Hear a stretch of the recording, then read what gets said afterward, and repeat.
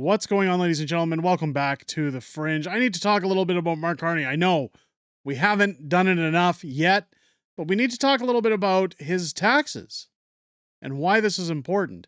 Mark Carney dropping a major red flag over top of Canadians as to why anybody should really consider him for prime minister. Now, I'm not talking about us, the viewers. I'm talking about the ding-dongs that stand in line, the boomers, the old age pensioners that still tout for Mark Carney, that are brainwashed by mainstream media. Now, that doesn't mean all in that age group are that way, but that's typically what you see at Mark Carney's rallies. It almost looks like a funeral sometimes. I want to get into an article today. I know people have talked about Mark Carney's dodging taxes. Now, I want to talk a little bit more about it, but in the sense of an article I want to reference from Brian Lilly, who has put a tremendous article together as to why this is so important. And I want to get into that today. Just a reminder before we do, folks, if you haven't hit that subscribe button yet, again, make sure you're following this channel, not just us, but every Canadian political content creator that you follow on this platform. Because the Liberals are out censoring full form. I've had many videos knocked down in the last little while because the Liberals just don't want anybody getting the news aside from mainstream media. So make sure you're hitting that subscribe button. Leave a thumbs up and a comment on the way out as well. It pushes us past YouTube's censorship to tell people this is a video worth watching. With that said, let's get into this article from Brian Lilly. Go and show him some love as well on X. He's done a fantastic job here. Also on his YouTube channel with this article. Carney is less than clear on where he pays his personal taxes. We've all talked about the hypocrisy about this small office up top of a bike shop, I believe, in Bermuda, where Mark Carney claims he has an office, though it's clearly not. It's just a tax haven. The quote says here, has Carney been filing his taxes in Britain, Ireland, the US, or Canada? The Liberal campaign was asked a simple question. They gave us a vague answer. I know this is off to the right, but the way the Toronto Sun does their articles is that they're more centralized on the page, so bear with me, folks. You're still getting the full article here.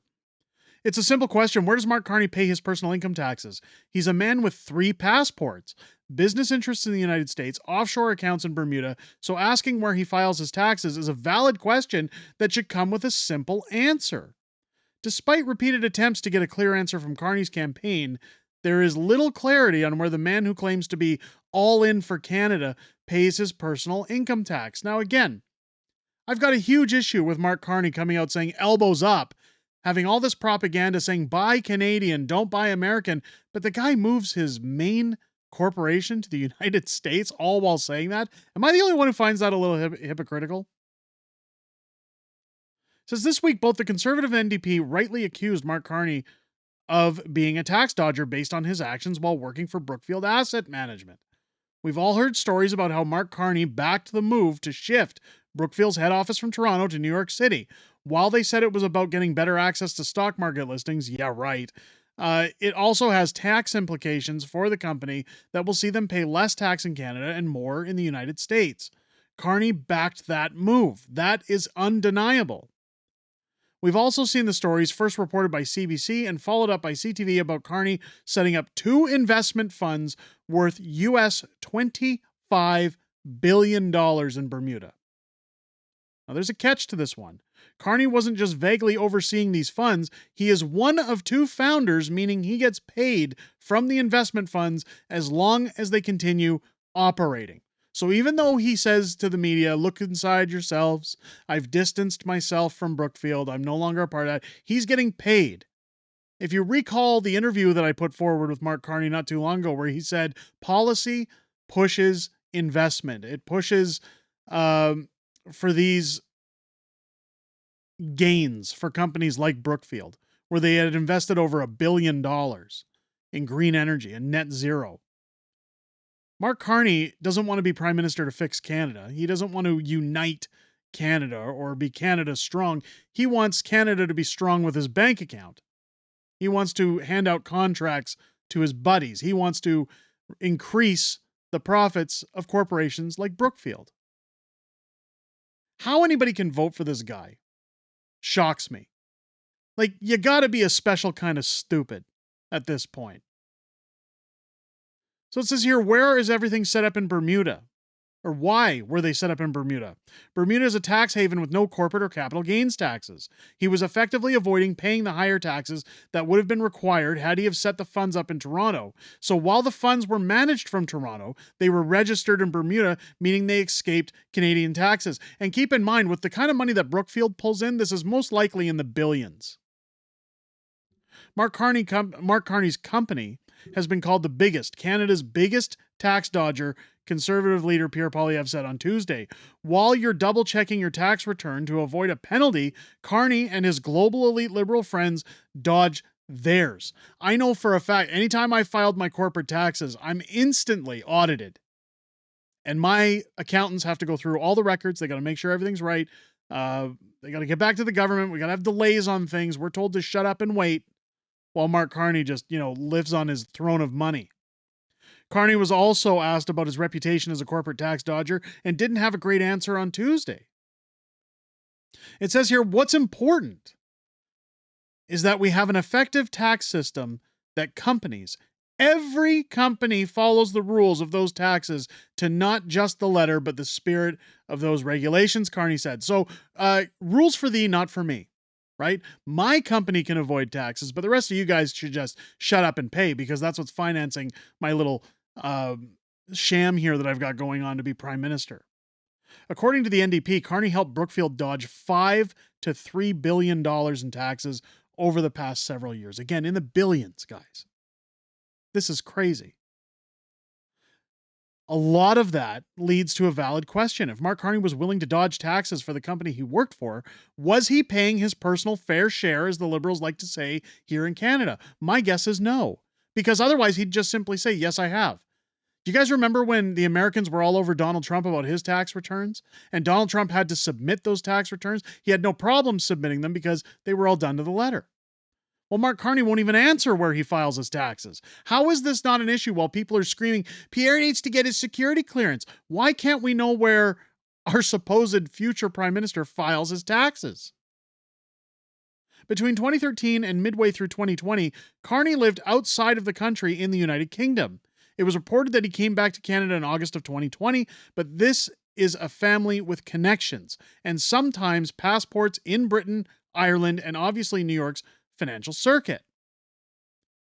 So where was Carney paying taxes between 2020 and the year currently being filed by most of us, 2024? That should be an easy question, but it took several emails following up with a phone call to get a less than clear answer. So to be blunt at that point, that means he's not filing them in Canada. Because then they'd be saying, well, let's get access to information. Let's see a record. Obviously, there isn't one there. Mark Carney has followed all the rules as a tax-paying resident of Canada, including while filing returns in the years you mentioned, said campaign spokesperson Mohammed Hussein. Like I'm going to believe that guy. Like I'm going to believe anything the Liberals have to say. What does that mean exactly? It's open to interpretation because the statement itself is as clear as mud. Again, the statement, while being as clear as mud, is also clear as day. If they're not going to give a direct answer, results are usually moving in the other direction. He followed all the rules, but does this mean he followed the rules and filed in Britain or the United States or somewhere else for some or all of these years? Despite asking for clarification for a definitive statement, the campaign refused to provide details. This wasn't a question of how much he made or how much he paid in taxes, simply where he filed. And they couldn't give a simple or clear answer. This is a massive red flag. I don't get, again, and I know I keep saying it, how does anybody who supports Mark Carney turn around and say, oh, he won't give clear answers, he won't talk about his assets, he won't even say where he files his taxes, but that means he's totally trustworthy, ladies and gentlemen. Let's just get in line and vote for Mark Carney. Give me a break. Carney's been coy about his financial assets and any potential conflict of interest. He's denied having anything to do with moving his company's headquarters from Toronto to New York, despite leading the charge. And he's been vague about his need to set up his $25 billion US funds in Bermuda to escape Canadian taxes. Now he won't even clearly say if he's paying personal income tax in Canada. Well, that means he's not. You can't claim to be elbows up for Canada when your company headquarters moves to New York City, your investments are in Bermuda, and your taxes are filed in parts unknown. Carney wants the votes of Canadians to form the next government. If he wants their trust, he owes them answers. But he won't give answers. He'll never give answers. He'll dodge them till the end of the days. I, for one, can't wait for the leadership debates. I hope this gets brought up by Pierre. I hope Mark Carney stumbles through this again. Join me next week. We're going to live stream that debate here on the channel. It's going to be a slobber knocker. I keep saying it. Pierre Poilievre is going to slap Mark Carney around like a redheaded stepchild. It's going to be amazing. Carney can't dodge Pierre's questions, or else his polls are going to slip. It's going to be fantastic. I hope this gets brought up. Let me know what you guys think about Carney dodging his taxes. Do you think that this Mohammed Hussein has a valid point, that Mark Carney has followed all the rules? Or do you think that he's dodging? Let me know your thoughts down below. Again, if it's your first time here, I hope this video has earned your subscription. Make sure as you're hitting that subscribe button, turn on your bell for all notifications, not just on this channel, but all channels you follow, to make sure that you're notified every time one of our videos drops, to make sure you're not missing any critical news headed into this next federal election. This is also why it's important. Get your voting cards, get registered, go out and vote. Vote early if you have to. If you're waiting till election day, stand in line. You have no right to complain about the outcome of this election, the most important election of our generation, if you don't vote. And this is ever more evident with Mark Carney's claims why we need to do everything in our power, I don't care who you're voting for, to make sure that the Liberals do not see success in this election. It spells trouble for Canada. It spells doomsday for Canada is what it does.